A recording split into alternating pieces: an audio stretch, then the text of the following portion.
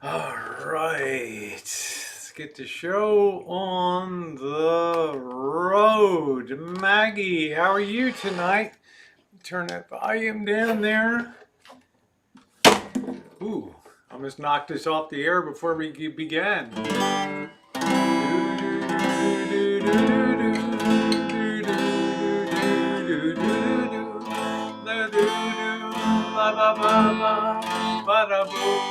Let it go.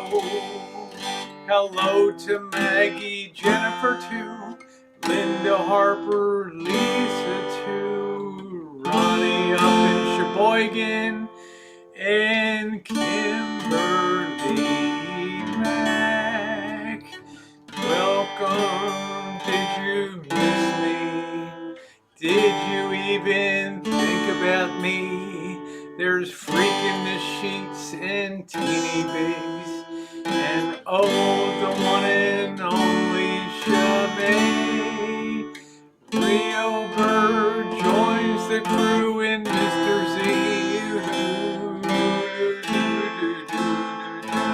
And Penny Pincher, and of course McDave, and Papa Cronus, Punky B, Maggie Girl loves me so.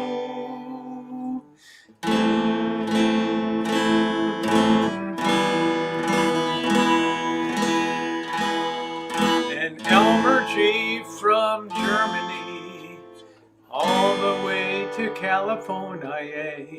Mr. Z is in his man cave, banging on the drum.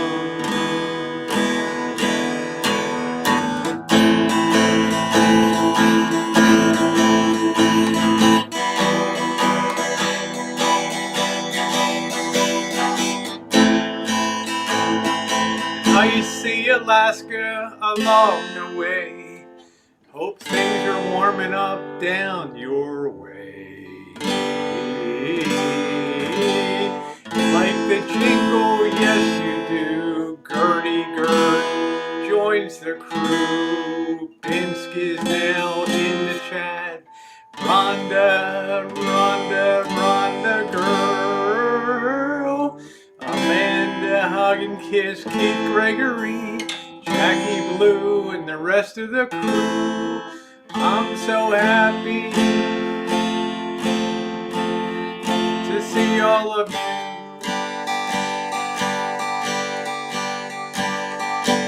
I can do this all night. Yes, I can sing to your delight. And good evening, everybody. Welcome aboard. Hey, Michelle, how are you? And, well, let's just throw the guitar over there and let us get the show on the road tonight. I got pretty much of an open chat. It's been incredibly busy. Well, thank you, Icy. Nasira, how are you? And, of course, we got Kat in the house. It has been an incredibly busy day. Don't forget at the 5-minute mark, you will see buffering. Just refresh your connection and it should be all good. And as I said, we're going to get caught up. I can't even remember the last time I was live. I've been knocking out a few recorded videos, mainly because it's a good way to keep contact and to keep the flow going because it has been amazingly busy. Hey, Faye, Mama Faye, there she is. Love you. Miranda says Rosie's as pure as the snow out there. SOS from Canada. Binsk, what's going on in Canada? You were feeling crappy tonight. My money button has been gone since March 1st, honey. And God willing, and the creek don't rise, and the old mule doesn't kick off to the way on the way to the mine by, I believe, May 15th, from what they're telling me. It will be back. Interestingly, it's not a YouTube, it's an AdSense side thing that has to do with prior music that I've used on some of my vintage audio pieces over the years, where the composer is trying to do what they call backclaw. They're trying to remove from the public domain and put it into the private domain.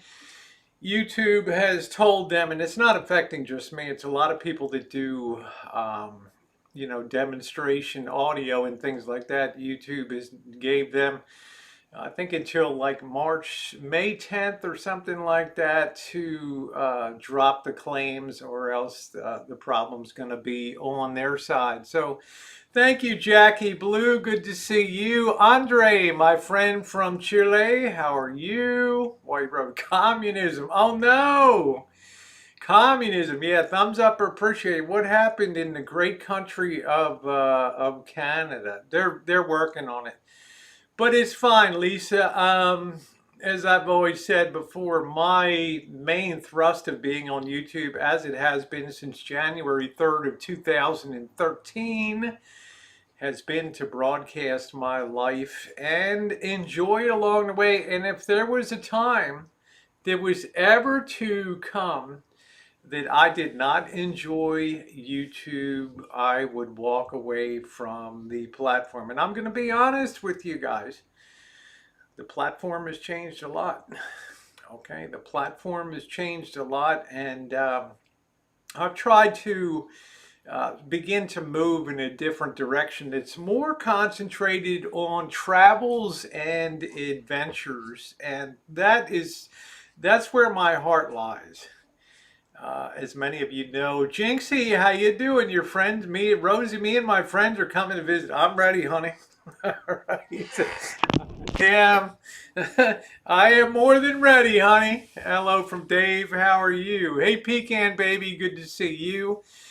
What happened to Quirky? It's a good question. Off the wrench, how you doing, sweetie pie? Yeah, Lisa, you do a good job by just being here, honey. With the demise of the AdSense on March 1st, when I couldn't initially get it straightened out, within the month of March, and finally got a reply on April 4th from YouTube. I don't whine about it. What I did was increase my hours of work to put some travel money in my pocket. That's the normal response to things. You cannot have the expectation that you're going to come on YouTube and expect to be supported. I do a lot of different things on here. Today I had time to, the boss and Janet were kind enough to gift me a 1990 Bose home music system. And I had time today to put that to the test to see how that does. See how a 30-year-old Bose, it almost sounds ancient in Bose terms, but to see how that held up over 30 years. Is it still good? Is the speaker system still good? So you're going to be seeing that video. I think that's going to drop around 5 a.m. Tomorrow. So, okay, Jinxie, take care, baby doll. Yeah, I'm not quitting YouTube, y'all. I'm not quitting. Dreamcatcher. Hope I can still troll. Yes. Skunk Ape, you're too kind to be a troll. You know, I mean, you're just too nice. Let's fluff that out a little bit. There we go. Oh, well, thank you, Jinxie. You're wonderful. Sour Diesel, how you doing? There's another great streamer and creator. Nice to see you, Sour Diesel, somebody that's worthy of support.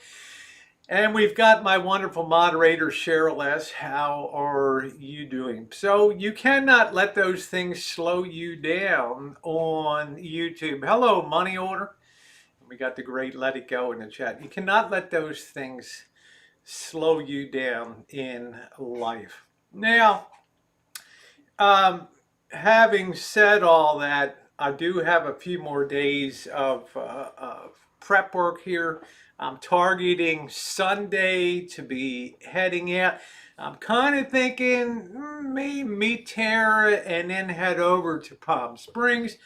I'm very flexible on what I'm going to do. I'm waiting for some things to be delivered on Friday that should help my van life. I'm not going, thank you, Binsk, I'm not going to be able to have my van the way I want it for this trip because quite honestly, I'm too friggin' busy. right now. There's just too many moving parts. That's why the title says lots of moving parts. So I'm trying to stuff my pockets with some cash.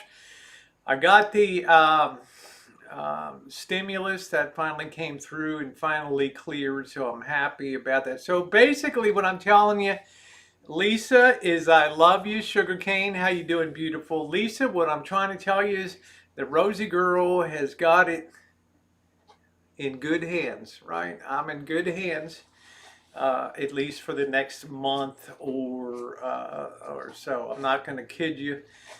April 1st, my friggin' premium. I mean, I guess the closer you get to Medicare, the more the insurance companies want to stick it to you for healthcare. But I'm dealing with it. I am dealing with it, that's for sure. So good to see you, Lulu. What's popping over here off the ranch? What is popping? Hello, Joni Portwood. What is popping is mainly work. A few more things I've got to do before I go. I've got to get the grass cut and everything and get everything ready. I could potentially be on the road for 2 weeks, okay, and then home for a short spell, and then off to Las Vegas to meet up with Mr. Z and Monkey Boy and have some adventures there. So that's the way that things are going to play out. It's going to be like a week or two on the road, a week at home, then back on the road. It's going to be a continuous process. Now, what does that mean for the channel? It means lots of content. Okay, content the way I like to deliver it.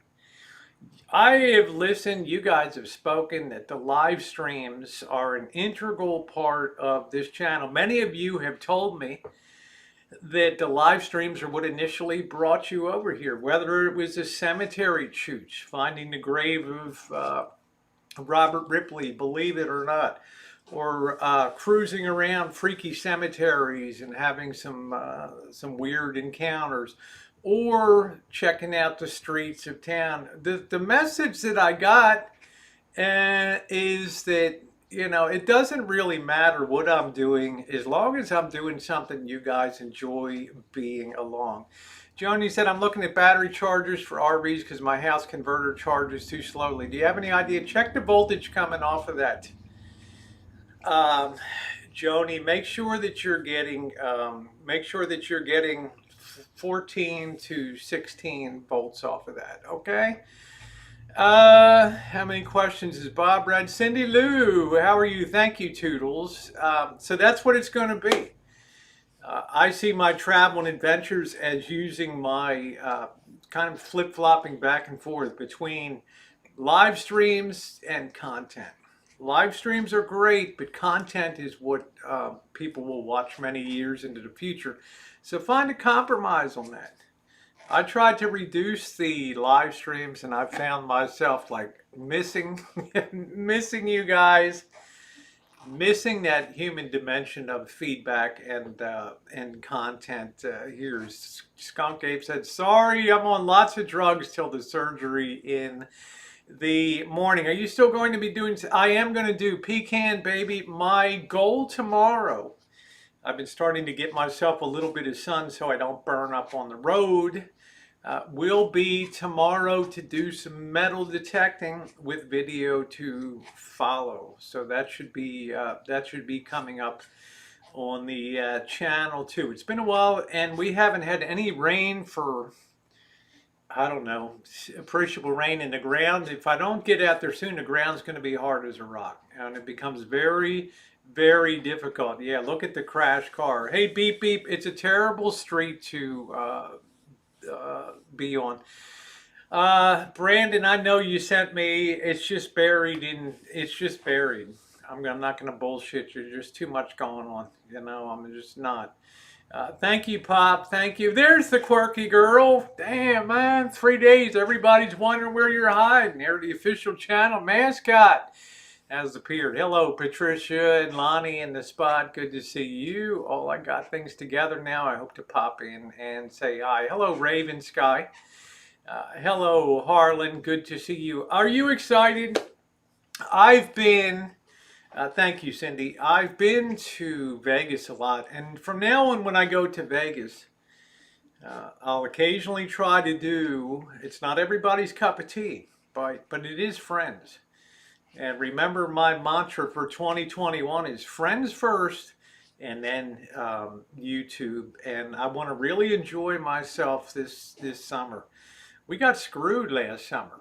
Okay, I'm sitting around wondering, should I hit the road? Should I not hit the road? Am I setting a bad example by being out? Okay, I wear a mask all the time, but you know the thoughts that go through my head.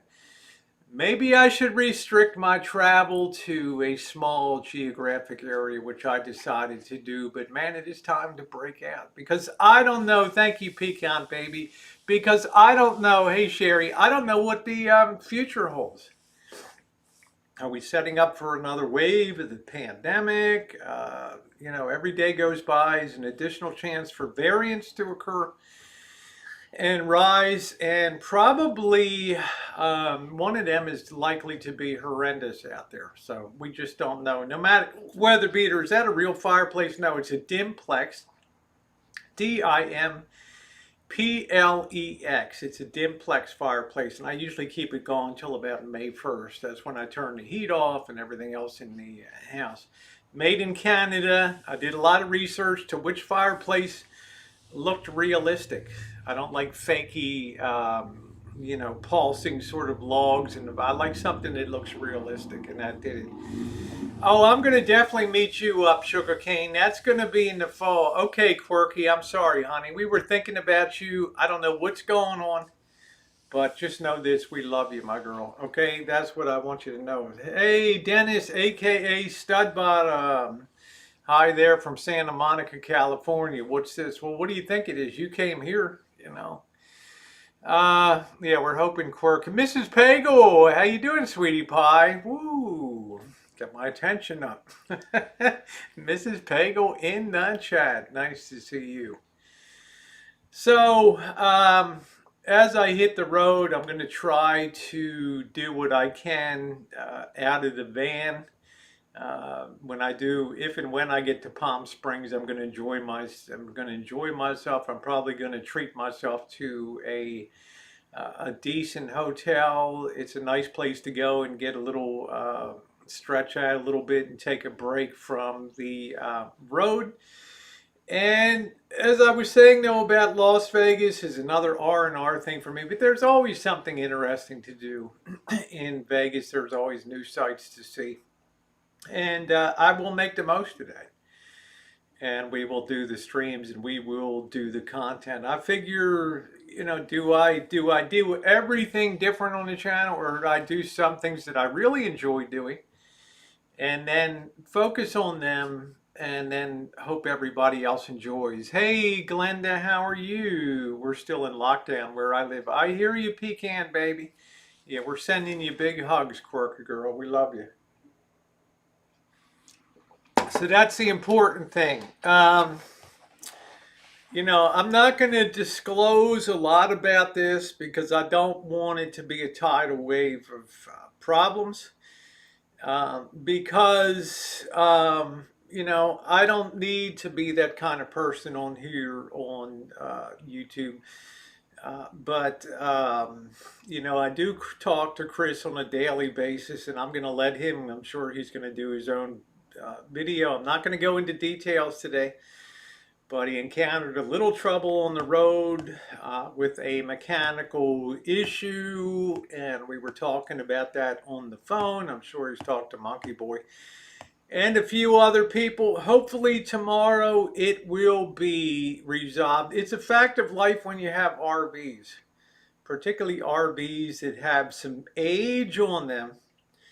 You're going to have road problems come up, and you're going to need service and work once in a while. And it's not unusual for a van, an RV that sat for a while, that some problems are going to start to come to light as you put down the miles on the road.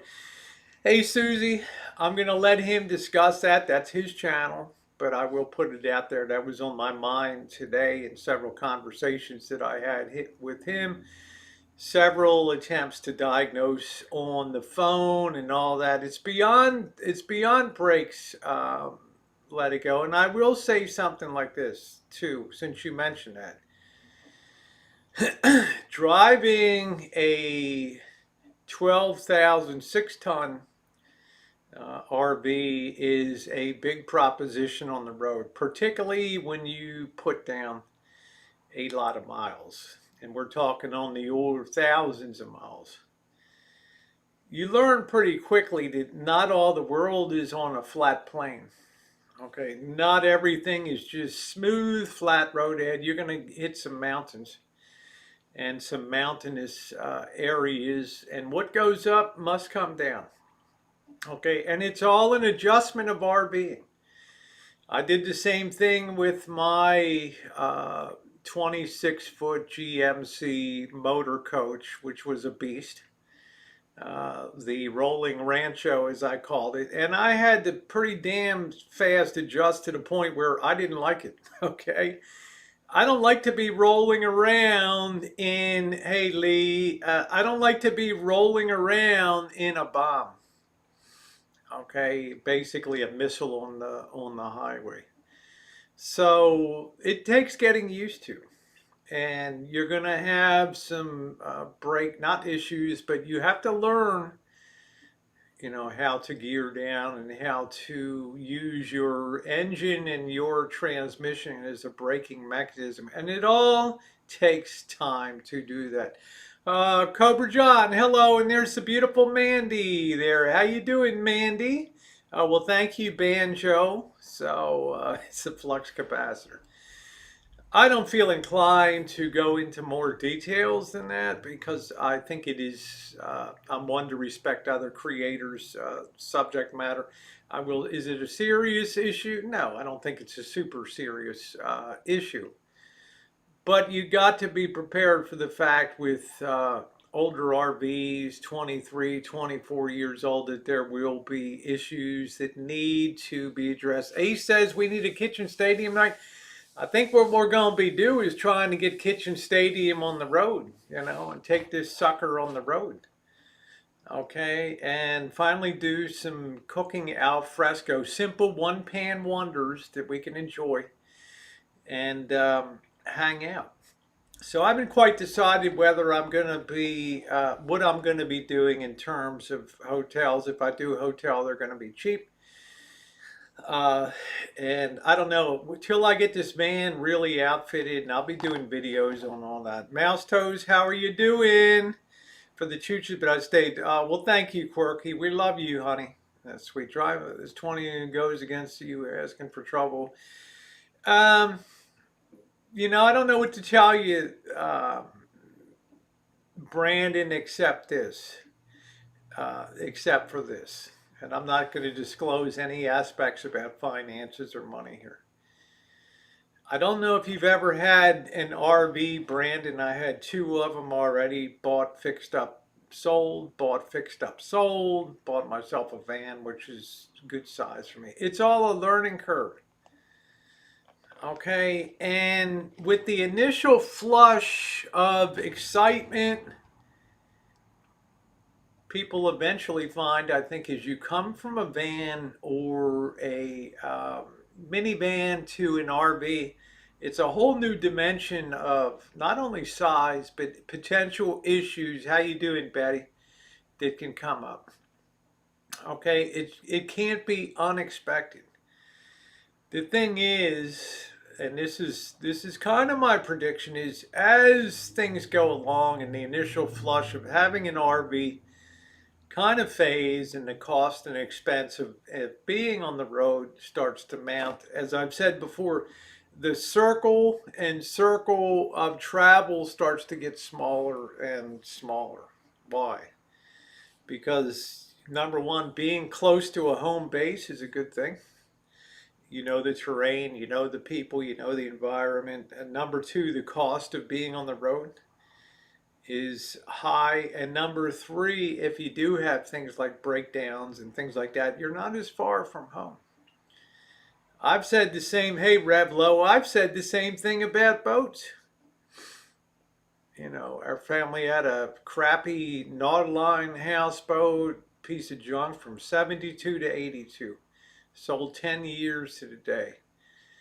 And all that boat did was consume money. Okay. And every year that got by, the desire to travel reduced and the desire to even go on the boat. And I swore when I got older, I would never, ever have a boat. Yeah, and I'm a person who grew up in Maryland, Chesapeake Bay, Naval Academy, Annapolis, all that. No way. I'll put myself on the front deck of somebody's speedboat. That'll be fine. Lounging out in my teeny weeny bikini, that's fine. But as far as when that boat pulls into the dock, I'm done. Okay, I might buy you a beer, a couple shots on top of it, sit out on the back deck. But man, it ain't my responsibility, you know. Neil says, I can't believe Chris gets over 300 subscribers on his live stream. He's the topic, and I applaud anybody that can be that. It's brought joy to his heart, and I love that. As I've often said on YouTube, I'm really a person that values and applauds success, whether it's on YouTube, whether it's in sports, whether it's in life. For people to succeed is a wonderful thing, and I like that. And my friend Kev TV is on his way, I think, to bigger and better things. Let It Go says, we used to have a fifth wheel, and it's always something. RV is this land boat. Exactly. Bruce says, I have a 12-foot yacht. Frida Boat Club. I want to do that. Well, when we had a boat, most people would go down for the weekend, sit on the back deck of their cabin cruisers, and have an ice chest full of beer and just get shit-faced. And we were kind of young, lots of kids, big-ass family, and we'd be in there and, you know, mom trying to run around, cover everybody's ears because they're cussing and just going at it on a Saturday night at the marina and stuff like that. Faye says, I'm traveling the East Coast. One does have to think about gas and upkeep. And also, the closer when you go out west, the issues of boondocking are slight. Till you get to places like San Diego and big coastal cities in California and things like that. Then you get some issues. Or places where snowbirds go. So, you know, otherwise you can pretty much park and nobody's gonna give a lot of hoot about what you're doing. The further east you go, till you finally make it to New York City and the whole megapolis between Richmond, Virginia, and Boston, which is what, 400 miles or something, one continuous city. Right. Good luck. Okay. Good luck. And good luck if you think that you're a country guy or gal and you're going to find your comfort zone in Camden, New Jersey or something. You'll be sleeping at night like this. Okay. Much less finding a place to park that you're not going to come out and find your RV up on blocks and stripped out. Yeah, that's it. Mouse toes. Yep. Sugar says, I have a 2007 Lincoln car. Yeah, it's nice to see you. Yeah, I got work to do, Johnny. I was just welcoming people.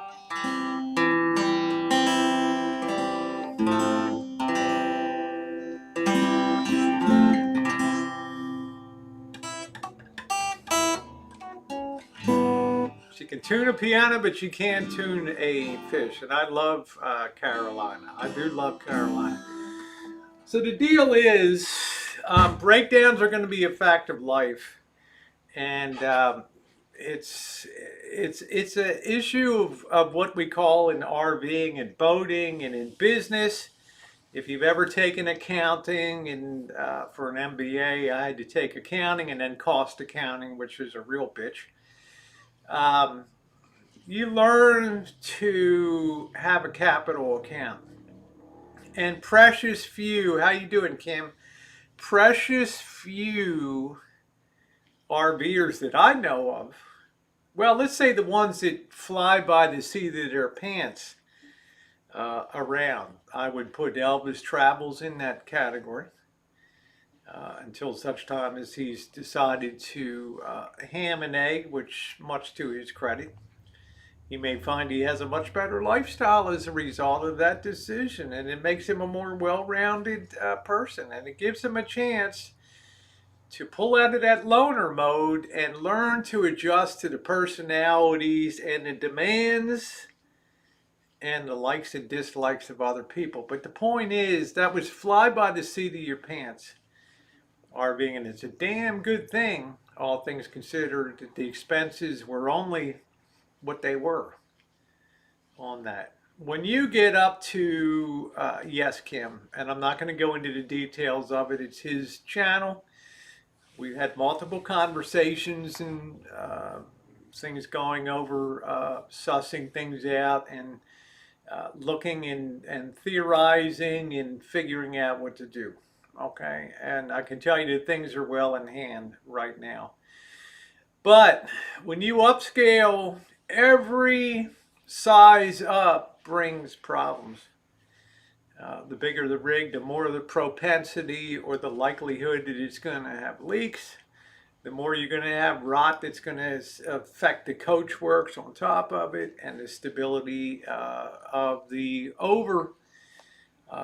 things like the over cab, sleeping berth, and things in that area. So, how you doing, Jimmy? When are you coming to Jamaica? I hope we can get some jerk chicken down there off the wrench. Come to Jamaica, Jamaica, man. The thing I can tell you, because one of the things that I don't steal other people's thunder and things like that on YouTube channels, but that capital expense, that capital account means every year, if you expect your RV to have a 20-year life, whether it's a fifth wheel, a bumper pull, a Class B, a Super B, a Class A, A-liner, camper, anything like that, the proper thing to do accounting and planning wise is, number one, make sure you enjoy it. How many RVs do we see sitting around that just gather dust after a couple of years? It's like, oh man, and the wife starts to say, son of a bitch, it's time to get that thing out of the driveway, right? For sale, bing, on the rig. But let's say it has a lifespan. I don't really believe that. I think maybe 15 years is kind of stretching it if you're a high mileage RVer. Every year you take the inflation rate and put it to your purchase value. Let's say it was $50,000. You run that out 20 years, and maybe with inflation after 20 years, maybe it's $100,000. If you think you're going to be in it for the long haul, you have to start reserving capital. You have to start putting money aside to continue. Yeah, there'll be some value at the end of it that'll come off that, but I don't see a lot of people that have those type of accounts where they're trying to, if they think they're going to be in it for the long run, do something like that. Thank you. Hey, Ilva, how you doing, sweetheart? Mouse toes, and this doesn't surprise. She gave juice mods. She literally the diet. Brandon, we're just trying to move ahead here. And as far as mouse toes is concerned, you have to understand, yes, Brandon, I've known you a long time, but I've known mouse toes on a closer level over the years that she has modded for me. We both came at, not both, but I spent a lot of time in the prepping community, and I've known mouse toes. This July will be 6 years. Okay, and I can't think of a more capable wrench that I have. Cobra John says most RVs sit for a couple weeks. Also, and I always said that, yeah, pimped out little rascal's the way to go. I mean, I can have a disco ball in there. I can have my changing lights. You can do it. It forces you to be creative, and I like that. A lack of funding forces you to be creative, and I love that. That's the human aspect. That's the human spirit of ingenuity. Crazy. I think Chris just got excited and got in over his head. Let me put it this way. I've already talked about how this, put aside capital for repairs and eventual replacement because, Elvis Travels reached the point where it wasn't going to be possible. He knows it to replace that van, right? There is no funding for that. There's no bank that's going to give a loan. There's no credit to, that won't get you laughed out the door of a bank. Okay? And every year that goes by, 30 now be a 32-year-old camper van, you're just bringing it to the point where something like a driveline problem, powertrain problem, just puts you out of the game. Okay? And I think the decision is smart. Yeah, I'm looking. Yeah, Sugarcane says I've become extremely tight with money. It's hard to make a dollar, okay, with taxes and things like that. So how you doing, MJ? How you doing? I don't know about. I haven't been on the. I've been too damn busy to go on the chat streams and things like that. But I am saying, let's look at things from the other perspective now. You live on the road for a few years and traveling, and you've been in a van like I have, or like a minivan, and I've put down 65,000 miles on this van, believe it or not. Okay, 90% of which has been on the highways. When you get a little bit of money and you get a little leg up on YouTube, your natural thinking, I need more space. Okay, space is the key. So of course that upsizing is going to be a desire. Now the one thing that I took a little bit of objection to, but I don't run anybody else's show, and you all agree with that. I don't ever tell anybody else what to do on YouTube. I never have, I never will, because if you tell them, you own it. Okay? The only time I offer an opinion is if somebody asks me, Rosie, what do you think about this? And you guys, a lot of you are probably the same way.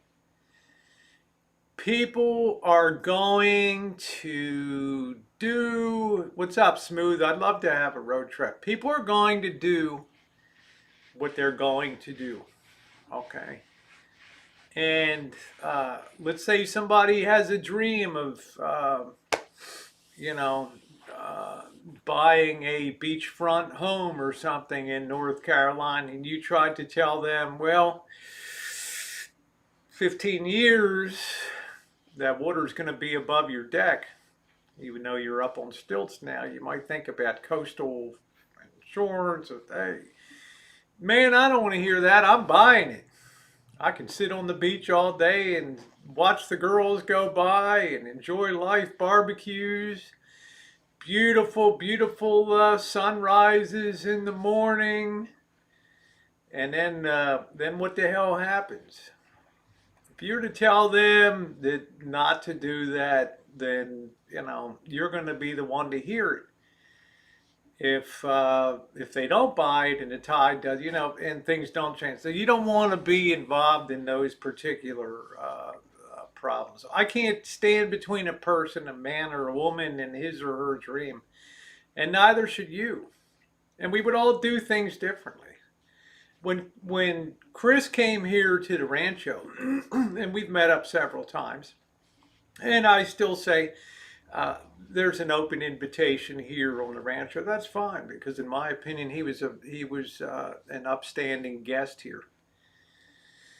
Okay, and I would welcome him back here. But the fact of the matter is, you can't stand in front of a person and their dream, or it just blows up on you. When I've done things differently, when he came to the ranch and I saw the way he had, and this is saying a lot because I've seen a lot of RVs, okay, I've seen a lot of bumper pulls. I've seen a lot of fifth wheels. I've known people that have had fifth wheels. I've seen a lot of Class A's. I got Smooth Operator in the chat. He had a beautiful Holiday Rambler. Okay. A lot of beautiful RVs. All right. But it's the issues of size and scale and running them. And when he came here with that Town and Country, I was envious. It's like, Rosie, why do you keep looking like that? You know, is my zipper down? No, man, I like your setup here. You even got your safe inside of it, right? And room for a lot of sun drop, the occasional girl in the back. Man, you got the life. I could not believe how fitted out the inside was for comfort. That's the ultimate stealth machine. But I can understand where the urge is when you get a few bucks in your pocket to want to go, hey, Charlotte, to want to go bigger. And that's the danger, I think, of that sort of nomad life as you go from small, economical, and let's be realistic. If I could handle driving these RVs, I would still have my RVs. But you know my neighborhood is just a death trap here, right? I can't even get out on the streets. But for other people to upsize, it can be a shock. Okay, it can be a shock to the system. And like I say, with the Town and Country, it's a damn shame that that thing got totaled because he would still be in that today and probably not pursuing on that. Craig says, I just got up from a little nap, only a nap longer than I thought. Yeah, hello. Hello, Tupac. How you doing? Isn't turning mileage down illegal? Look, there's a lot of aspects about, how deep do you want me to go into it? We got Mr. X in the chat tonight. Mr. X has a really sharp eye for purchasing, particularly Class B camper, man. They get a hell of a buy. I'm not going to disclose the price on the Road Trek 210. It's a top of the line Road Trek. It's a beautiful machine. And Elvis Travels and I were stunned when he told us the price of that. Okay, and about those vehicles. But on the other end of the spectrum there, if you're new to RVing, not new to the nomad life, let me be perfectly clear, because somebody will say, oh, Rosie said this or said that. I want to be damn clear about this. What I'm saying is it's a big jump from a minivan to a 31-foot motorhome. Do people do it? Yeah. Do it all the time. But the problem is, and I'm going to just put it out there, the owner that sold that vehicle should probably be ashamed of himself. He got a good price on it. I will weigh that in the owner's favor, that selling price. But, the odometer, I mean, come on, man. Let's be realistic. Why would you disconnect an odometer? Okay, let's make our choices. Let's put two and two together. You had issues with the drive line, which means maybe you had to pull the bell housing on the transmission where usually the odometer resides, down in that area. Okay, and you forgot to reconnect it. Okay. That's A. That's called the benefit of the doubt. That's called the sorry man, I overlooked it. Okay. The B one is that I'm a flim-flammer, man. I'm a scammer. Now remember, I got to weigh this off against a pretty decent price for that vehicle. Okay. I've asked a couple people that have seen the RV and things. I've asked them about it. I'm not going to go into gory detail about it, but I will say this, that the B one is the guy disconnected the odometer because he didn't want the mileage to continue registering. I mean, shit. I mean, we have digital things now, so you wouldn't even know where to disconnect it, right? And it would have a memory that would stay probably longer than you'll be on the face of the earth. But when you have the old analog type and the gear type of odometer, why in the hell wouldn't you connect it? Now, I have smooth operator Mr. X in the chat. Mr. X might agree with me that on the other side of the coin, a lot of people don't put, most people don't put high mileage on Class A's and Class C's unless you're like a nomadic fanatic or you're a YouTube adventurer, then you're dedicated to be on the road. Would the average person put 77,000 miles on a Class C? Yeah, that would seem reasonable to me, and then park it. And then maybe something that goes wrong, but why in the hell wouldn't you need to pull the engine or transmission, why in the hell wouldn't you put the odometer back in? That's my issue. Yeah, even the electronic ones. He disconnected because it had too many mistakes. I don't know. Well, this is not specific to Chris and his. I'm just saying in general, theorizing about things. Okay. And this is going to sound really harsh. And I caught a lot of shit about this when I bought my RVs because I beat the sellers down. I.e., I got the sellers to be honest about what they were selling. When I bought the 1974 GMC motorhome in August, September of 2015, I caught a lot of shit. Because to people in the videos, it perceived that I was just beating a guy down on price, beating a guy down and beating a guy down on price. Same thing with the douchebag that sold me the 98 Coachman camper van. They couldn't even be on the property when I drove from Santa Rosa to friggin' Reno to go pick it up with Missy Jen. He's off fishing in Lake Tahoe, leaves his very nasty wife there. When Missy Jen and I show up, hey, she throws the keys at us. Why? Because she's fighting on the phone with her husband who's up fishing. Yeah, he's fishing all right. Right? He's in some cat house in Reno. Yuck, yuck, yuck. That owner didn't tell me until he asked to speak to me on the phone, and the wife handed me the phone. He's trying to tell her where the keys are. And at that point in time, he chooses to tell me, not in the ad and everything, that the electrical system, the battery doesn't charge up. Are you shitting me? 230 miles from home, and you're going to tell me that there's a problem with the electrical system that you did not disclose. Okay, was I pissed? Okay, first thing I did was ask the woman who had the envelope of cash. I said, could I see that for a second? And I took the damn envelope out of her hand.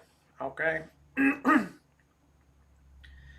Got the guy on the phone. I said, look, man, this is unacceptable. I got 230 miles. I don't know what's wrong with the electrical system. It's going to take me forever to figure this, and I got to get home. And he's like, I could knock a couple $100. I said, how about you knock $500 off? I said, did the same thing with Jerry Garcia, the first RV. I said, does the generator work? This guy goes out to the generator. He grabs a spoon and he starts the generator by clicking two contacts on the side of the electrical connectors on it. WTF. Then I asked the guy Is the registration current on? Oh, yeah, Rosie, no worry. You know what I did? I said, we're going over to the DMV right now. His face just, all the color drained out of his face because he knew he would bullshit me. We go into the DMV in Stockton, California, and get up to the counter, and this guy owes over $500. 500 bucks. Do you think I reached into my pocket and paid it? He paid it. The point I'm trying to make is I'm not saying, hey Sammy, how you doing, beautiful? The point I'm trying to make is not everybody's dishonest, but there were some aspects of the sale of that RV that just gave me flashbacks in my mind. Okay. Today we're talking about brakes and stuff. Well, the owner said that he put new rotors. Well, it turns out the owner didn't put new rotors on it. You know what I'm saying? It's just the whole picture starts to stink. And it's not so much that it's not so much you get a good deal on the RV. It's the crap that you're going to have to deal with. Thank you. Thumbs up are appreciated, guys. If you take a second and hit the thumbs up. Always buy new. I wish I was a billionaire. I couldn't afford it, Sammy. Okay. Now, I don't want to get in a situation where I just become a repair or renovation factory. Okay. I'm already lined up to do home electrical crap for people, some carpentry work. It's just, I find myself this spiral that's sucking me in. Not that I have any great skill, but maybe I'm a nice person and I try to help people out. I don't want this to be like the movie It's a Wonderful Life, where I'm George Bailey and every time I want to pack the big suitcase and see the world, some kind of new bullshit comes down. I don't want to be in that situation. And I have to be careful not to let myself get in that situation. But for the time being, on that, I will leave you with this thought that things are pretty well in hand. And barring any other unforeseen problem, but I'm going to let Chris go over all the details of that. Hopefully he will be on the road tomorrow. Yeah, Chris had a breakdown today. I'm not going to go into detail because it's not my channel. It's not my RV. It's his right to tell it. I only tell a little bit because I was involved in various phone conversations today from a diagnostic and an explanatory point of view. Okay? That's all. I've had other people call me on the road and ask me issues like that. Best way to do is buy one is 3 or 4 and they've had all the trouble. Yeah. Best thing to do is just, it almost comes to the point. Look at putting an RV for a week or two in San Diego in summertime at a desirable RV park like San Diego RV Park. You're looking at $90 to $150 a day.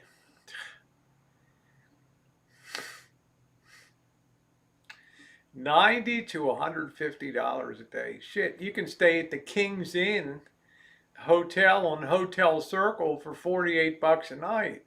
Right? I'm just pretty raw when it comes to economics of things, right?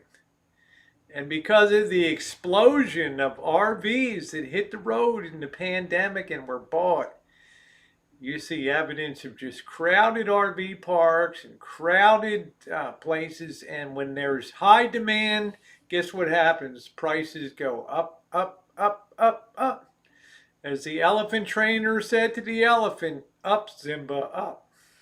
Right? And that's the reality of it. My stuff breaks down in code track and I'm going, yeah. So I bought a car that got a lot of, yeah, I'm saying this guy was a bullshitter. If if I was purchasing that RV, I would, and that owner tells me I pulled the engine and had it rebuilt, I would say, who in the hell pulls an engine, and I'm just going to guess, 77,000 miles, a Triton V10? Probably the biggest power plant that Ford put into regular production. Who in the hell? It's 77,000 miles. I'll address that in a minute. If you were Chris, would you take that old man for messing with the ODOT? You'd have a hard time proving that. Okay. And, the court system, Brandon, is an evidentiary branch of government. In other words, the burden of proof is on you to show intent. And when it comes to arguing before a small claims judge, the statement that I forgot to connect it or just didn't worry about it again will carry as much weight as I didn't connect it on purpose. Proof. Here's the proof thing that rubs me the wrong way. Okay, and I don't like to see anybody down like today and saying, I just should push it off a cliff and be done with it. No. You deal with it, you get used to working it. But here's the deal. If somebody tells me that I pulled the engine and rebuilt it, and I rebuilt the transmission, the first question would have been, why did it have to be done at such an early mileage? Not 150,000 miles, but half of that.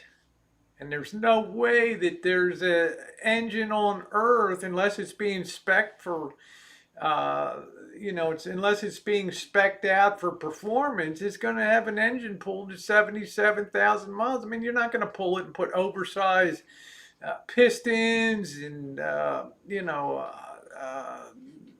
massive fuel injectors. No point to it. Hey, Impatient, how you doing? How you doing, Justin? There's no point to it. Yeah, $75 a night. Okay. But what would you have done if somebody told you at the point of sale that I had this work done? What would be your first question to them? If somebody comes to you, Cheryl S., and says, I'm glad you came over here. I got good news for you. The engine was all rebuilt. The transmission was rebuilt. What would be your natural response to that? What would be your natural question to that? Right? That's a bold statement to make on a vehicle of 77,000 miles. Right? We'll wait till Cheryl, she's pretty much from Missouri in here, and mouse those. Yeah. Not just why, but you know what exactly, Miss Padwina? Show me the freaking proof of the work. I want to see the receipts.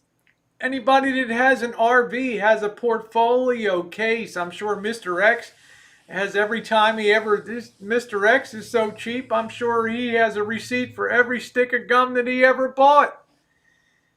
Okay, filed away in his, that's how you become a multi-millionaire, right? Swimming in the money. Every person that has an RV, even Elvis Travels had a whole portfolio of work that was done and all the things that were done on that. Receipts. Show me the proof. And when that guy would tell me at that time, I guess I lost it somewhere. I said, well, I guess you lost me too, because that's a bold claim to make. I asked another person, and this is not to, because, we're still rather neophytes, all of us, to RVing, except maybe a Mr. X. I don't consider the van life real RVing. But for the rest of us, that would be a deal killer for me. That would be the thing to do that. And I've talked to somebody that's seen the rig, and And there's a lot of people that have seen it, and within the YouTube community. And this person felt inclined to pick up the phone and call me, rather shaken, and discuss some aspects of the RV that were concerning. Okay,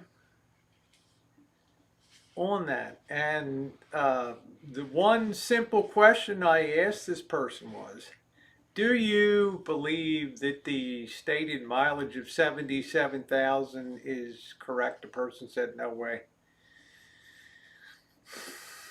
Now, you tell me, do people bullshit when they sell vehicles? I mean, you've heard the pun of the used car salesman, right? And you get one block down the road from the lot and the wheels fall off the side. Well, I'm sorry, man. It's as is. That's the way it is. Money, money, money. The real negative thing that happened, and would I help Chris out? Of course I would. Do I want to see people broken down and I want to see people in trouble on the roads and things? No, I don't. Unless you take that as some kind of roundabout way that's saying that I've given money or something. I've not.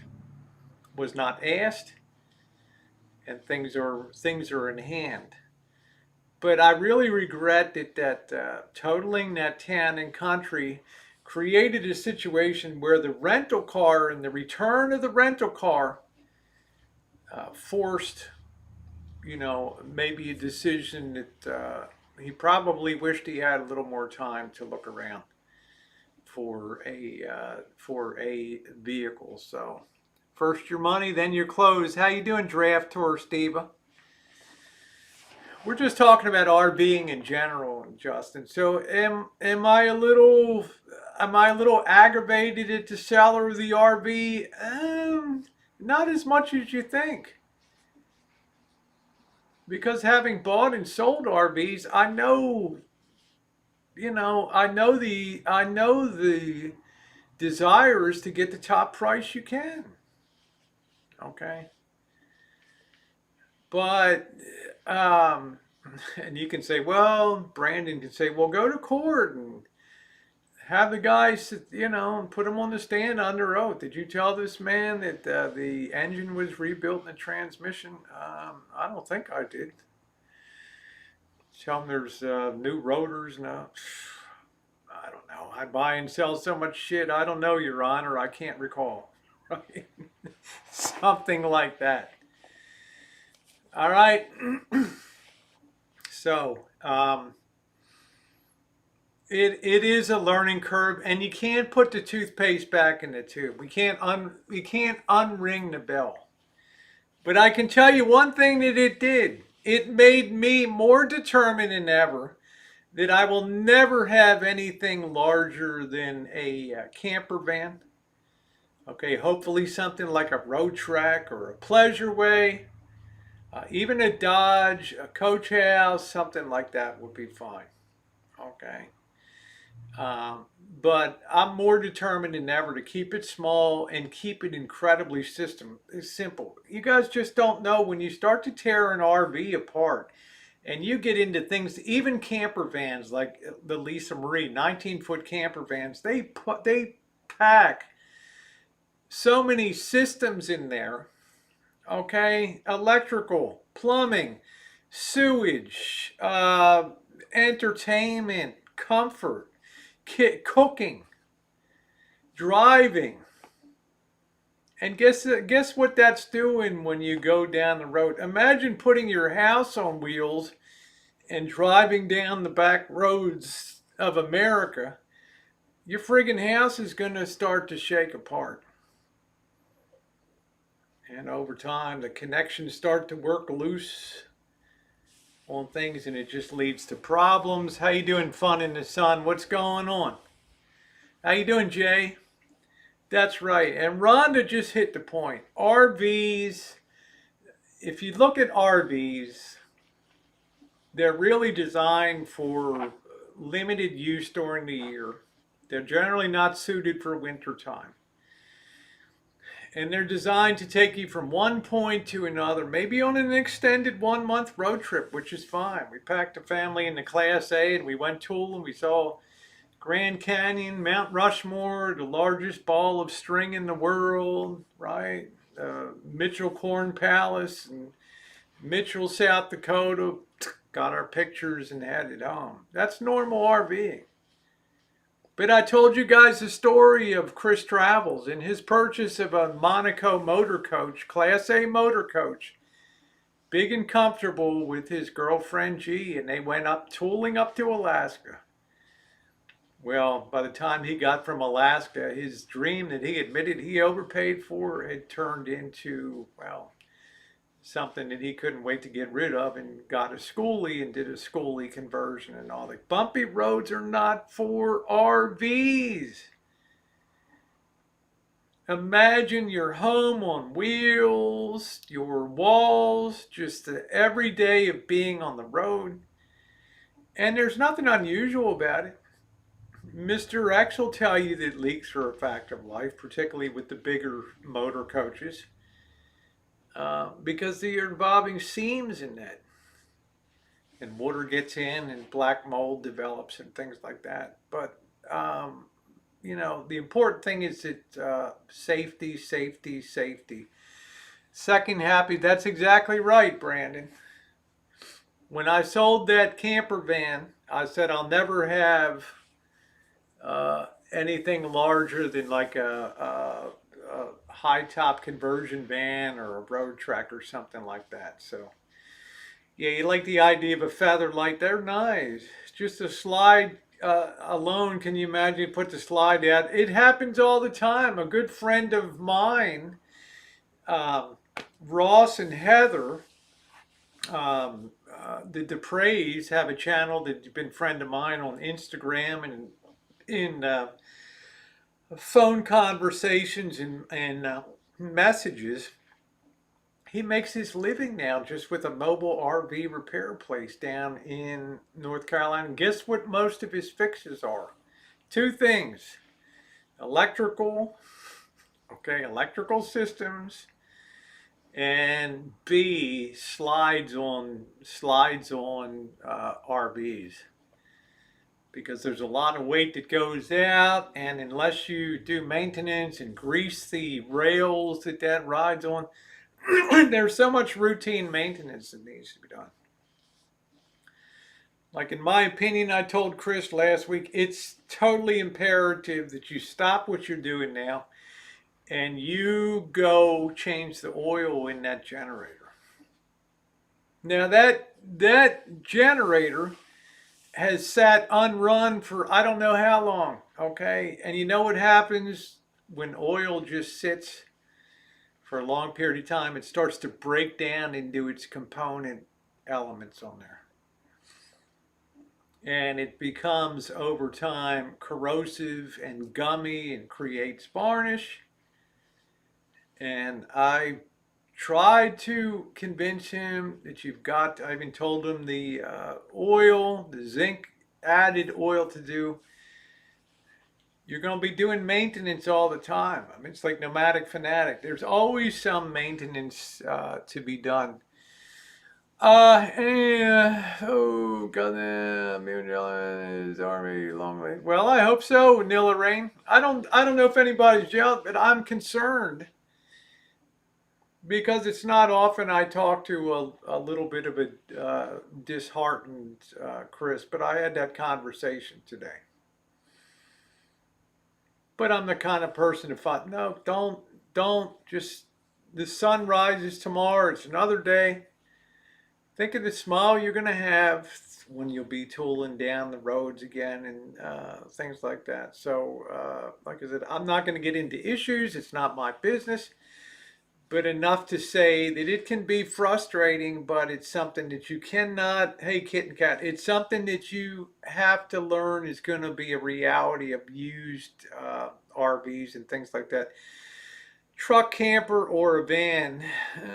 Would people used to use this to stop it from smoking? Yeah, they would try. STP was something that they would use scientifically treated petroleum, which was a heavier, denser oil, would be something that they tried to use to lessen the ring gap on the pistons and reduce smoking and things like that.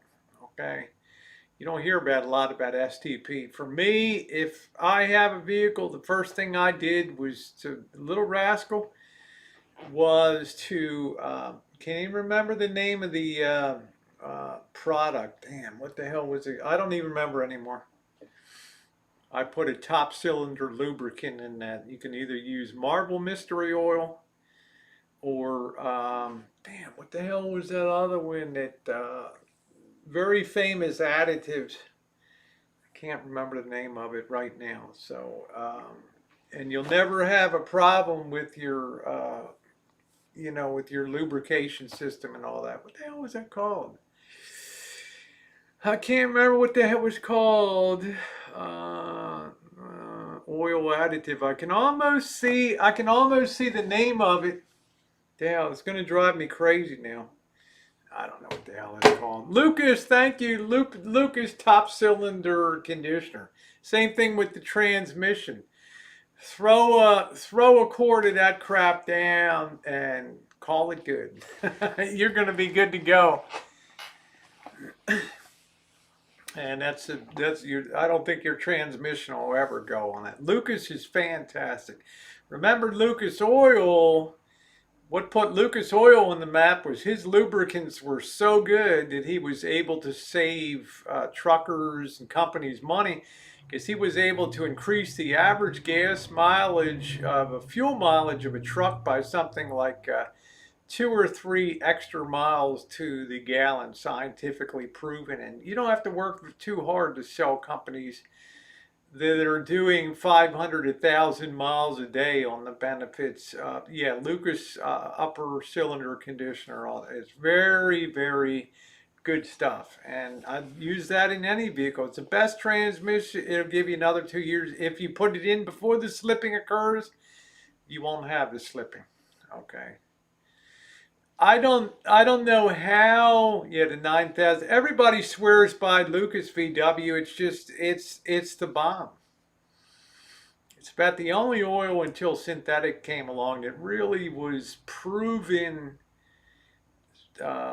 through testing to really do everything that it said it was going to do.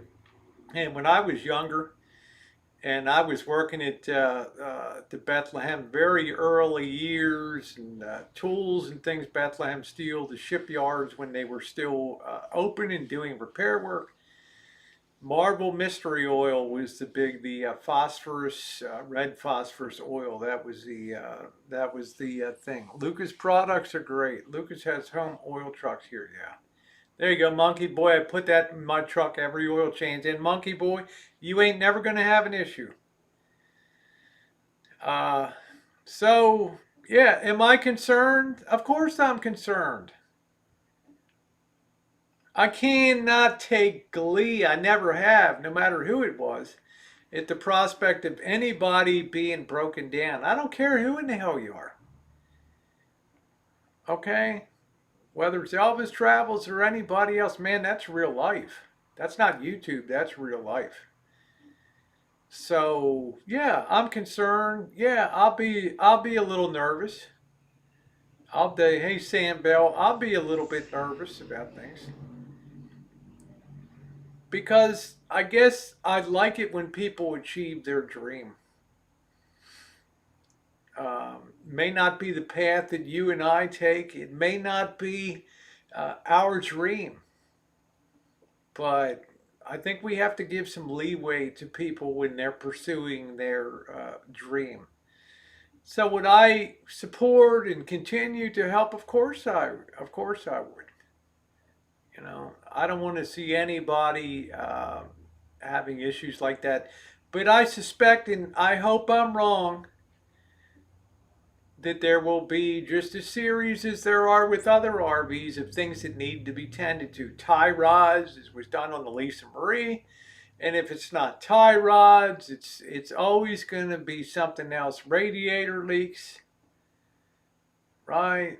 breaks, master cylinder goes out, and damn sight, I told Chris, you got to pay top attention to those that brake system on that, because you're riding down the road on 6 tons. And today he experienced the first horror of going down a very steep slope, 6-7 degree grade, with 6 tons. And it's the same thing that truckers experience when they're just starting out. That feeling of, I could lose it, and it could be catastrophic. Now, you say, what would you do, Rosie? I would take that thing home, and I would go over that with a fine-tooth comb. Okay, I would pull all the wheels, lubricate everything, look at the pads, look at the rotors, and I'm betting that some bitch didn't change out the rotors like he said on that. And I'm betting those things are scored like a mofo on that. And when you score rotors, you're just reducing braking capacity on that. That's why they put them on the lathe and they spin them down a little bit. We need more people to care about each other. Of course. Yeah, Class B camper vans are expensive because the engineering is very, plus they're selling fast. Yeah, because it's a self-contained living area in a small area. What's nice about camper vans is that they have the whole body over, right? They're made from a van with great engineering, and the chance for leaks is going to be much less. But I don't know, right? Elvis Travels had a super catastrophic leak in his refrigerator vent area that went unaddressed for 2 years, and the floor of that was constantly wet, with the result that the refrigerator base rotted out. So by the time I got to it, it was being supported by one little toothpick of wood left that hadn't been rotted out, and a rug that was sitting on the floor that had probably never seen dry in a year. Okay. So don't fool yourself on Class Bs too, but would you leave a leak that was unaddressed for, 2 years? I doubt it. Your brake fell off your car one time. That sounds terrible. It's just it's just a bad thing. So I would take it home and get that thing safety checked.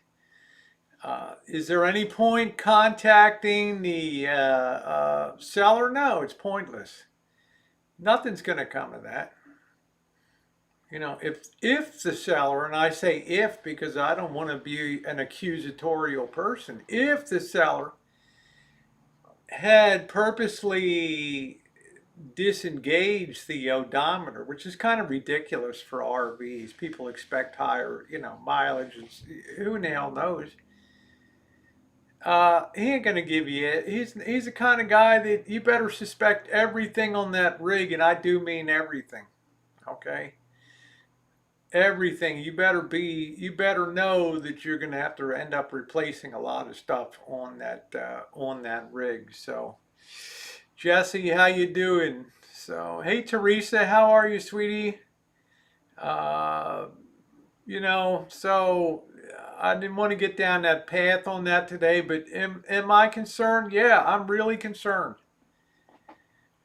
As a friend, as cousin, yes, I'm vitally concerned because just because of the weight aspect of this thing and the potential for catastrophe, and I don't want to wake up one day and hear that there was an accident or something like that, or something cut loose on the vehicle. So, yeah, I'm concerned. Yeah, I am concerned. He would have been working for would have been molasses situation. Can I bet my debt on the bill as it is written? It is clear. Well, I think the standard of bill of sale will have various boxes that you check, and anybody is selling is a private seller going to warrant a car, give you a warranty? No. bill of sale or whatever, if they even bother to give one to you, it's just going to have a box you check. Sold as is, no warranty implied or otherwise. And that's fine. I've never bought it. Everything I've bought is used in my life. Okay. Hey, good, Teresa. Joni, I'm not going to go into. It's not my. It's Chris's RV, and Chris can discuss that at such time as I'm talking about the general concept of RVing and the prospects of maintenance on a 31 foot, which is that's 4 feet longer than my rolling rancho was. That's a long.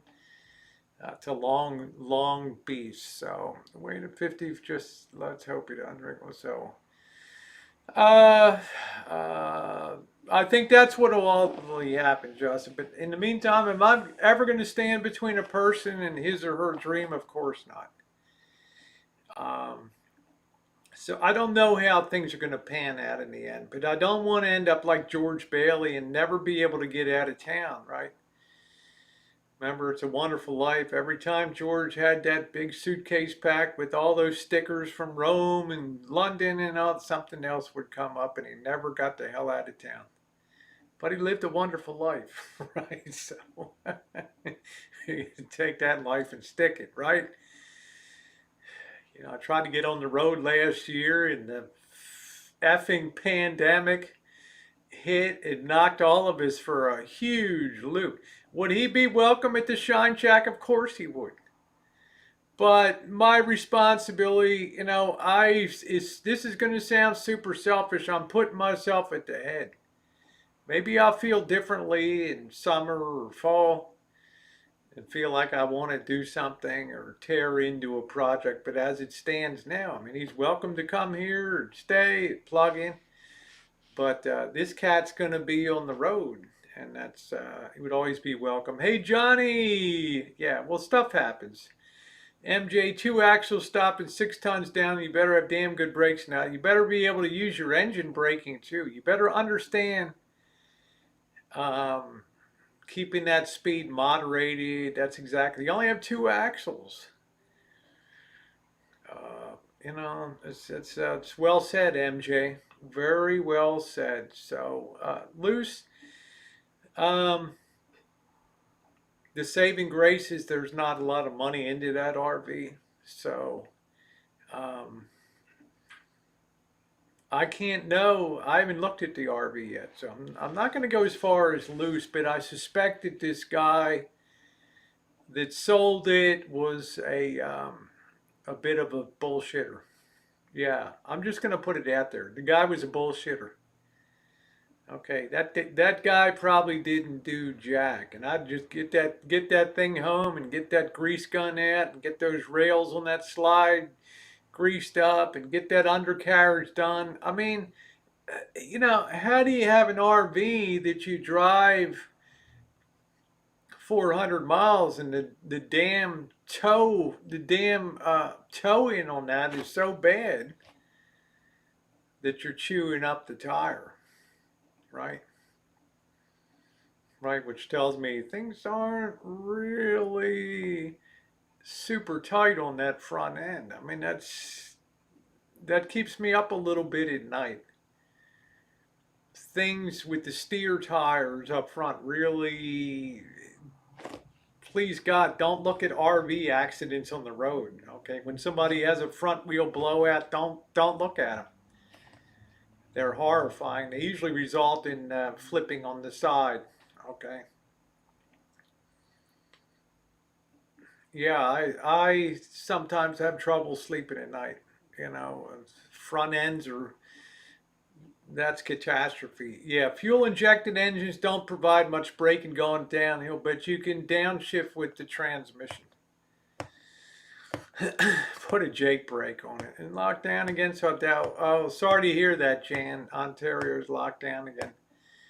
I don't know.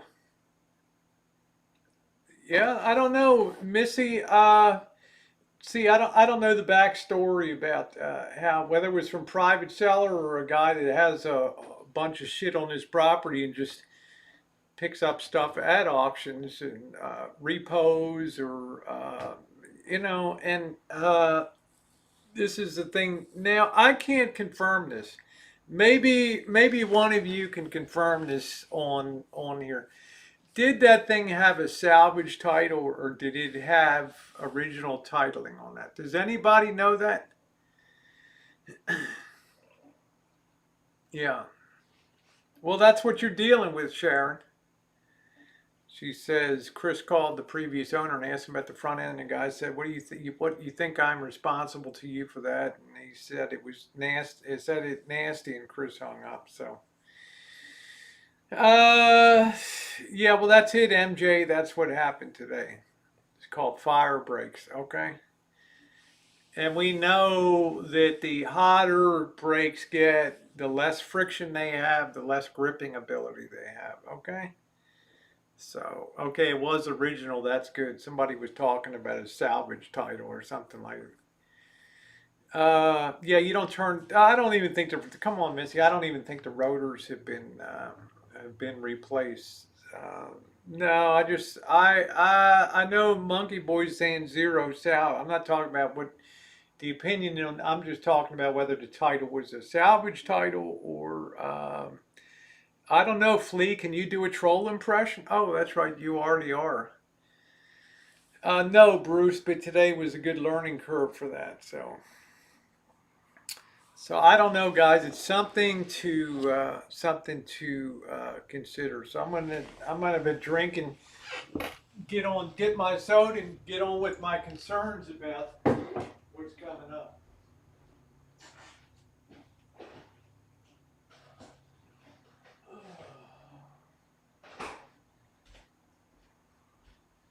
Do do do do do. Ba ba doo ba doo boo. Ba doo boo.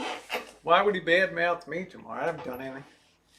Why would I get badmouthed? I spent time on 2 phone calls today, Quirky. I haven't talked anything about the issue. That's his business. I'm talking about RVing in general and the things that I know up to this point in time in the purchase of RV, because if it's anybody I'm mad at, it's the seller of the RV. And honestly, every day that goes by, I'm more and more concerned. No, I wouldn't say I'm skinny.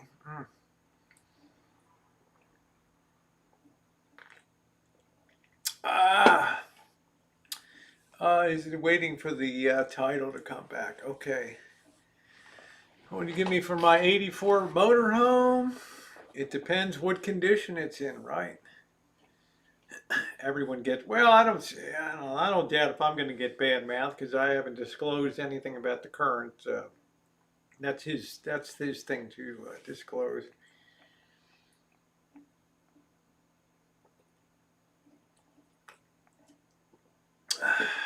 Robert Wilbur says, Rosie, Chris said he wants to also tow a small car like a Ford Focus on the back. Do you think that is a good idea? To me, there's 2 parts to that question. Number one, is it a good idea? Probably not, because that'll knock your gas mileage down even further. Can it be done? Yeah. With that V10, that's something on the order of what, 6.8 liters, something big crazy engine. I doubt if that engine would really feel that pulling a light vehicle like that. Hey, hipster. There's nothing skinny about that belly. All right, just saying. Electric wire, right? Japanese say pay cheap, pay twice, right?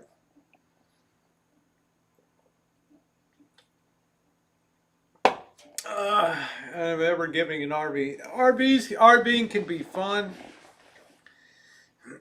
but I think the pandemic is sucking a lot out of it right now. The cost of RVing and everything else, and, what's available in the marketplace to buy, the prices are sky high, so it's pretty brutal. Another town and country and pull it behind, yeah. Well, thank you, Melissa. I'm feeling good. I've been just watching my diet and exercising. Yeah, sold as is it, but I don't know. I think that the seller was full of shit. Okay, and I'll use those words. But a seller's going to be a seller, and I think they have that old Latin term caveat emptor, buyer beware, right? Yeah, I know, Jennifer. I'm just pulling it around. Let me going on this. Hey, Mama, how are you, sweetie? Draftor Steve's have a 30-foot pull behind Prowler. It's a which when you have a blowout. Yeah, there you go, Diva. Yep, it is. It can be. That's for sure. So, thank you, Kim. I'm feeling good. Hey, Jessica. The seller told him if he didn't follow up, that's his fault. Chris really need to get it pre-inspected. It's whether without travel. Would you say it was the best investment? I would say something like a something that holds its value.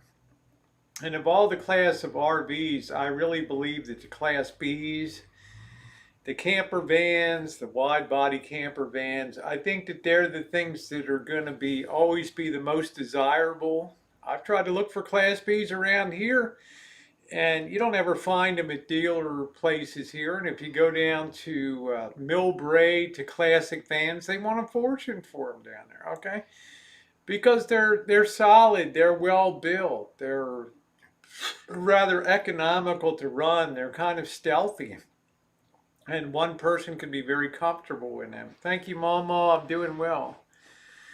Hey, MacGyver, how are you? There's one of my friends from the Whiteville. How you doing, MacGyver? Good to see you. Rick and I were on the road for 8 months and constantly wear occasional and things wear out quick. Yeah, blame the belly on that. She did. She fed me so much, Sharon. Holy smokes, man. It's just nonstop. I had to beg her, please, no lunch. I can't. I'm not used to eating like this, you know.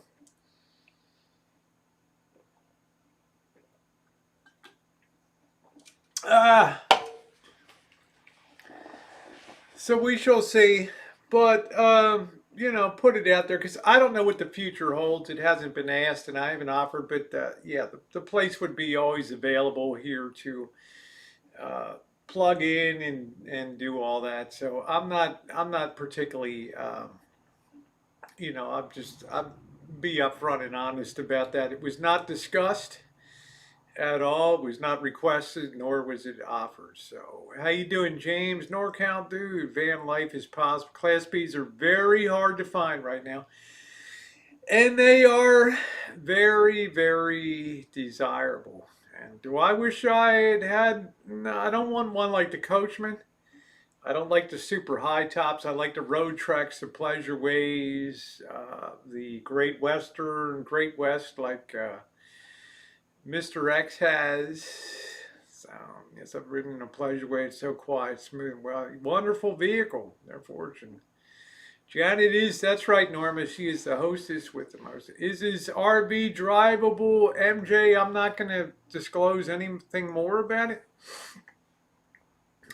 It'll be his to address. I'm talking more in generalities of RVing and the little bit that I felt entitled to disclose because we did have a conversation, but it is his RV and his life, and he can go into the aspects on that.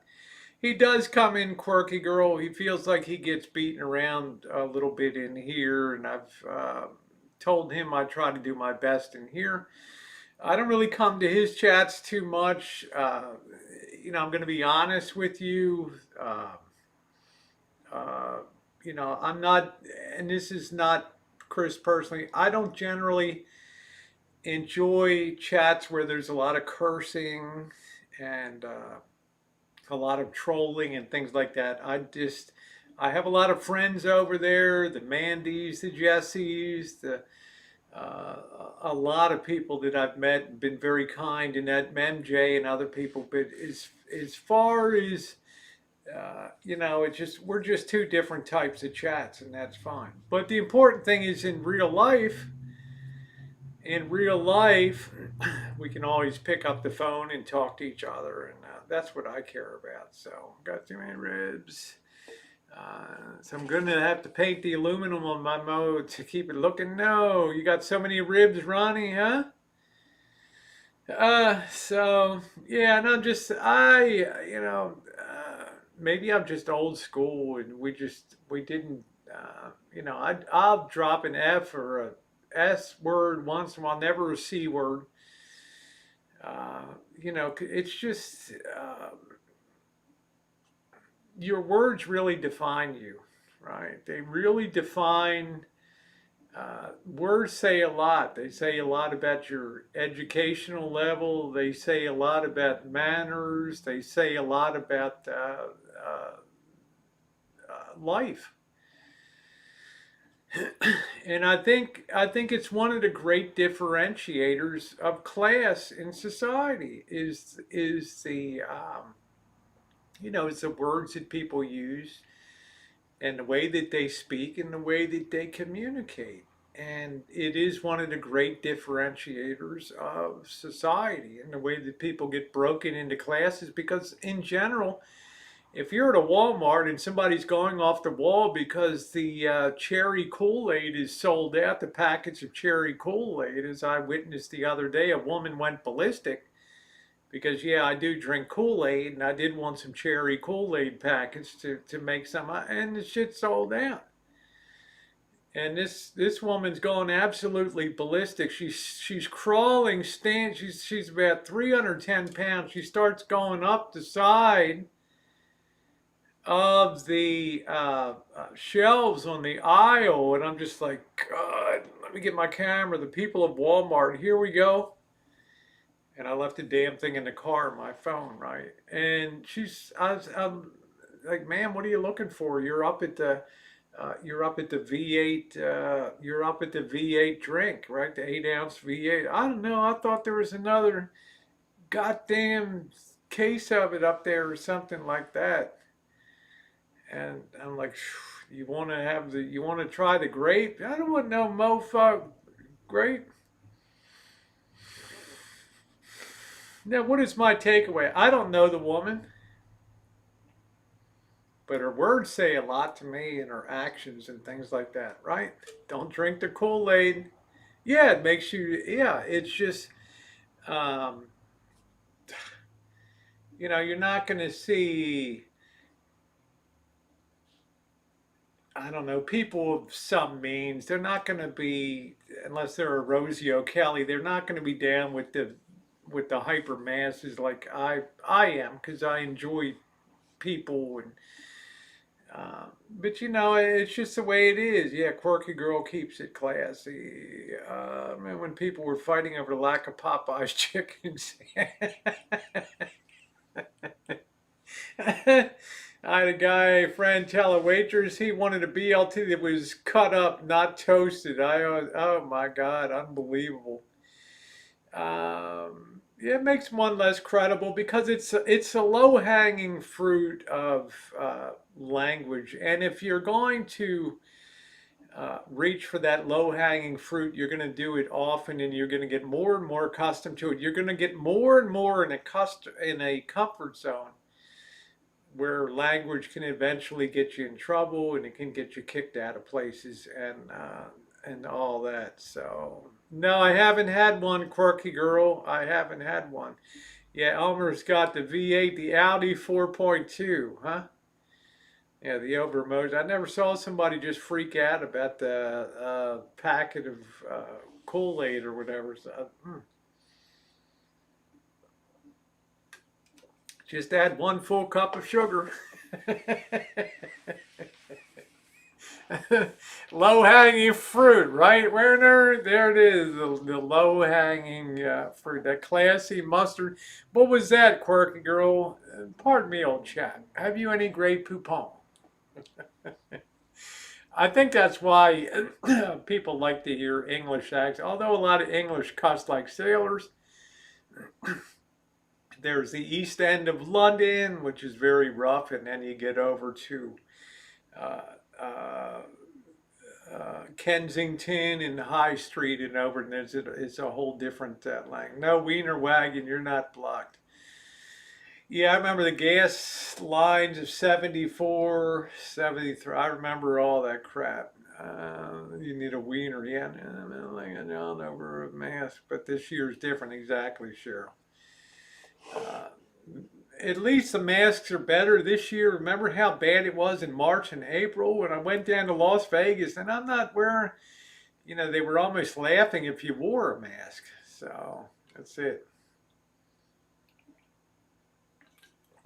Well, Robert, it's you know, I'm, everybody's different. There's things about my cuz that I value very much. One of them is a very good heart inside and a very good nature with other people. I've had who was I with recently? Maybe the boss in China, and they were saying, "Wow, it's." The boss was like, "Wow, it's so easy for Chris," and I'm kind of the same way. It's so easy to just go up to just start talking to people and striking up a conversation. I'm like, yeah, that's just the way, it's a good old boy from Carolina going up there and all that. So, uh, so had English passengers today. They called you mate, huh? They must have been Australian then, Donnie. Yeah.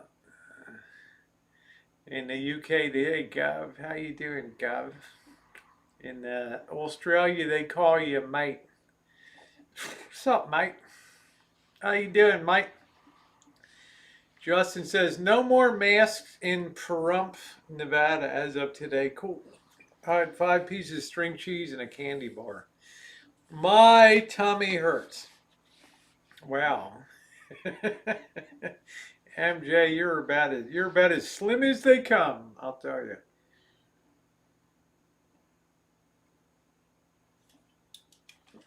So we'll see how it plays out. Please prepare a whole stream for Sig. He quit YouTube today. I'm quitting YouTube.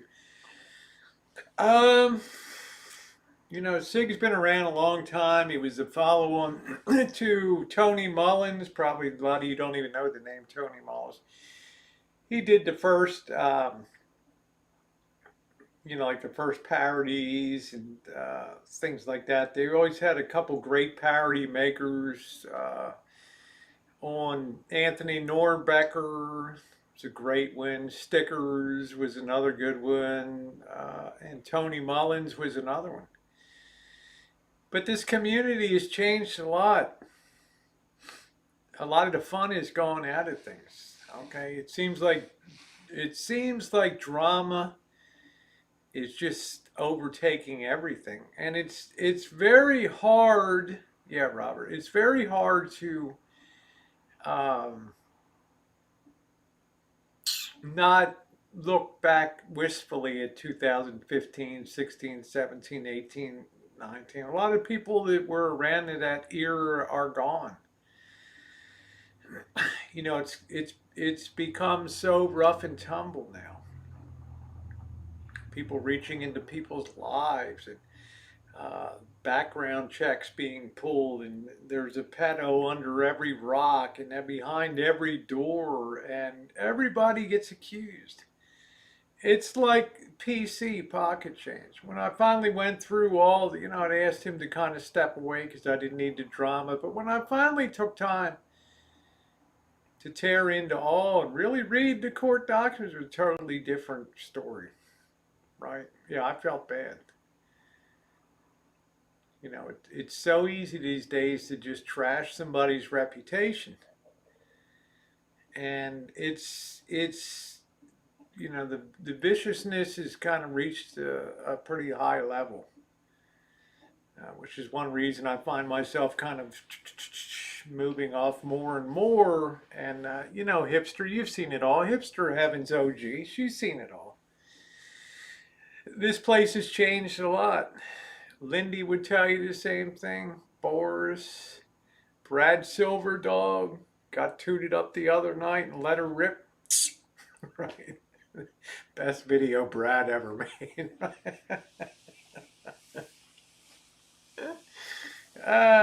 Keep drinking. How you doing, JK? Good to see you. And I still got a box for you, JK.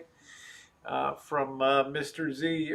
Got Art Bell, yeah, Art Bell from New Jersey, yeah. So kids are missing because they're killing them and getting blood. I don't know, Wiener Wagon. That's way above my pay grade.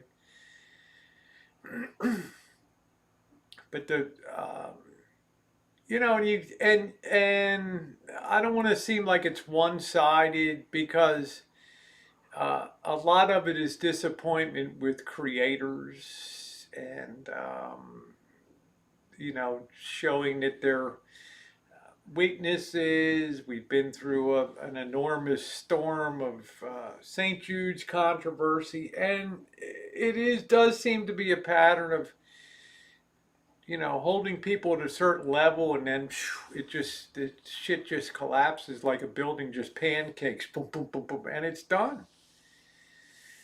You know, it's kind of done. How you doing, Thomas? Kitten Cat said it's changing for the better. I don't know, Kitten Cat. Um, I don't know. I just, I don't know. It's just the more I think social media develops, the more it starts, I think, to affect people's minds and their world. And I'm on to talk, but I'm mainly dedicated to YouTube. But you know, I try to moderate and put up content and produce something that people want to watch. Kim says I've been here 3 years. And it has changed, yeah. The kind of that is just the pattern of suckers pushing that super chat. Yeah, I don't know. I'm not going to go down that road. You know, mouse toes. I could say a lot about that, but as hipster heaven would say, though, people aren't dumb. All right, they know what's going on. They know what's going on. Okay, it's pretty much. I would say if you come on and you're pounding the nail of money, it doesn't take long for those with money to hit the road. Okay. I don't think anybody wants to be seen as a wallet. Thank you, Thomas. Yeah, thumbs up. Let's see if we can get to 100 thumbs tonight. If we've had a good chat tonight, we've covered a lot of things. Yeah, I think we can all look back at the old days and, you know, even 2013. I remember my friend Nicole, who's my longest standing friend. Yeah, we've had our ups and downs and stuff, but we always come back together again. Was talking about how radically things changed when Hangouts became public on YouTube as opposed to 2013-14 when we would do Hangouts on Google. And when they were over, they were over. They weren't recorded, they weren't archived. We're doing all kinds of crazy stuff, you know. We were free and easy. We didn't worry about it. It was just friends that had each other's backs, and nobody was clipping streams. You didn't have to worry about people recording stuff. You didn't have to worry about. You didn't have to watch your back. You could just have fun and enjoy yourself and have a blast. And then I think Hangouts changed really the whole complexion. But YouTube realized that live streaming and streaming is something that people enjoy seeing. You've given a soapbox that should start. Oh boy, man, with D-Dubs, and now Rich like it's been a blast watching.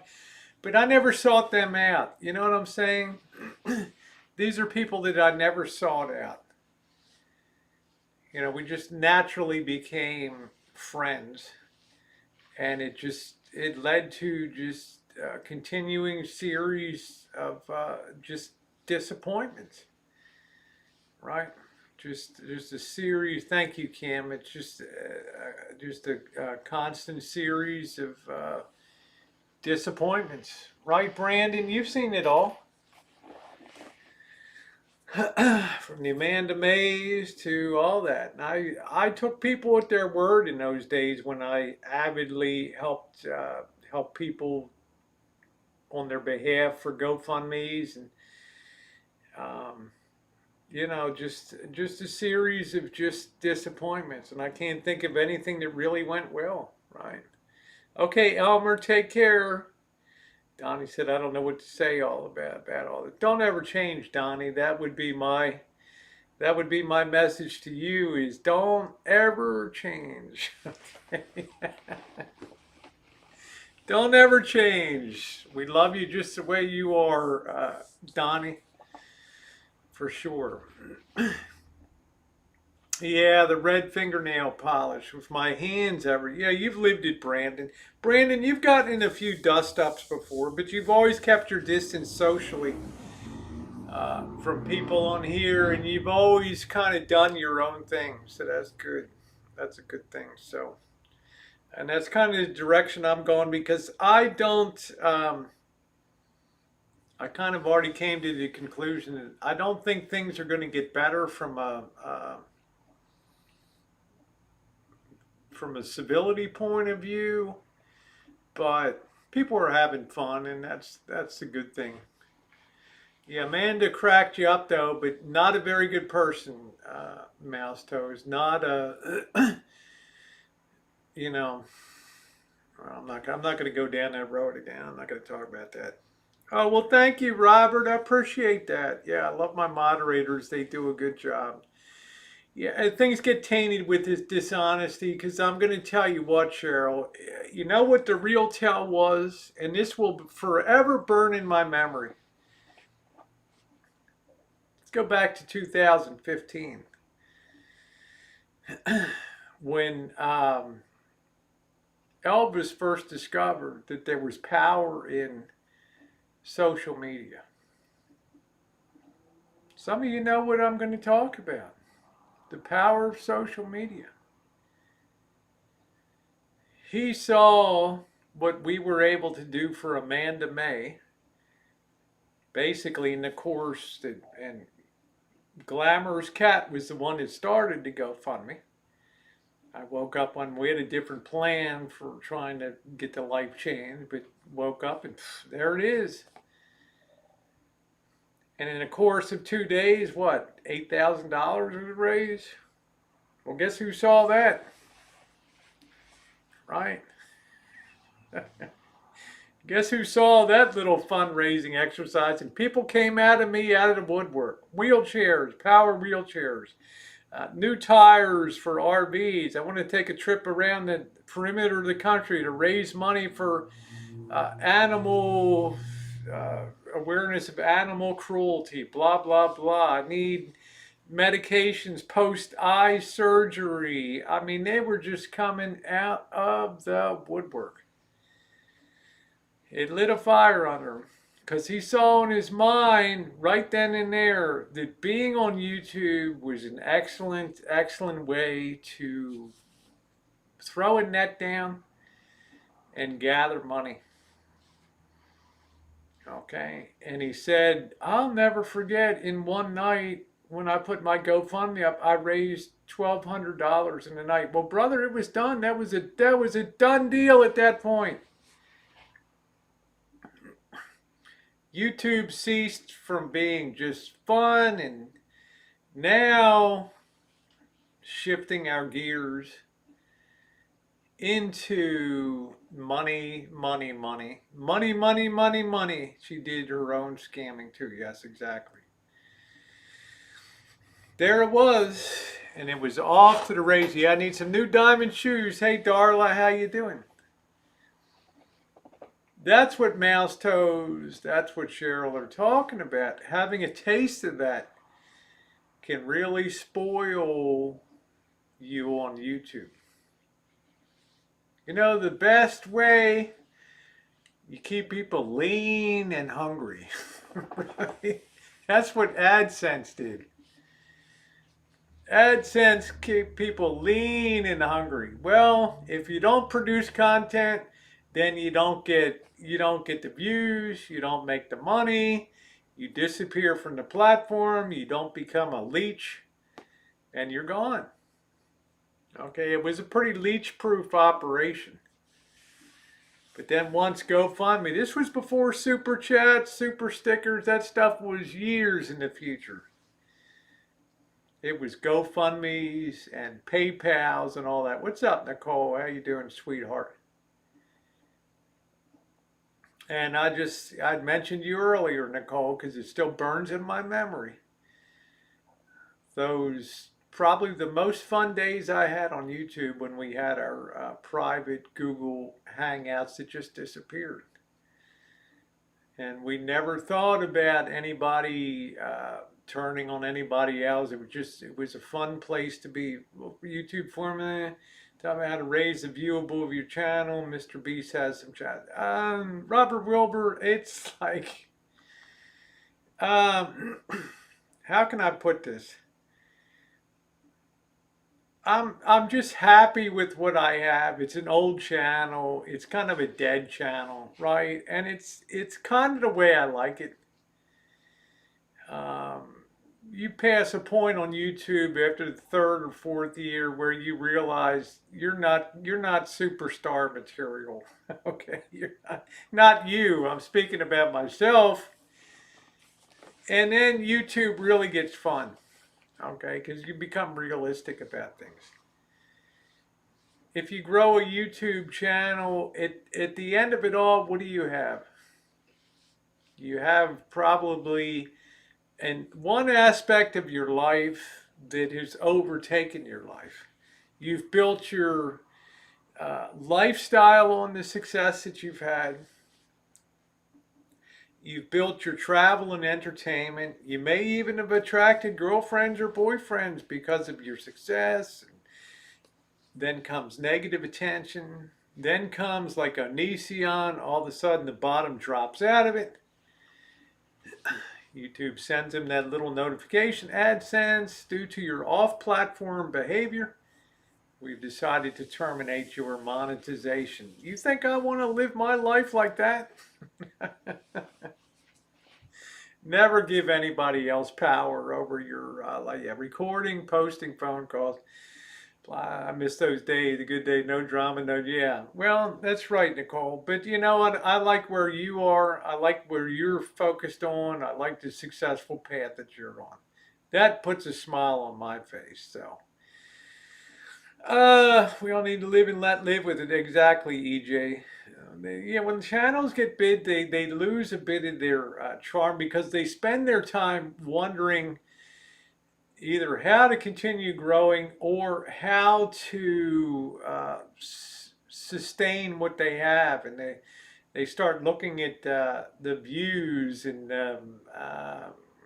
it's like Berg says, Rosie, your views are down dramatically. Yeah, I've removed over 9 million views from my channel. You think that I care that much about it by removing over 2,000 videos?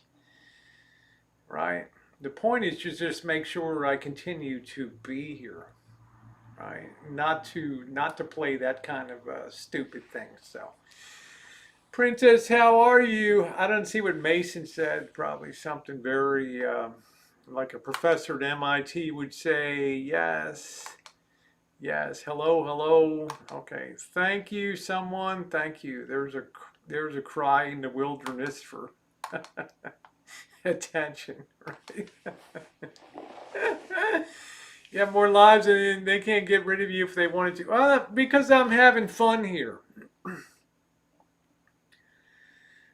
You can use, if they ever write a book about social media, chapter 9 will be Elvis Travels, right? The parable of the cart before the horse. And views, views, views. You could have the subtitle of the chapter below the chapter heading would be how many people I got watching now, right? Question mark.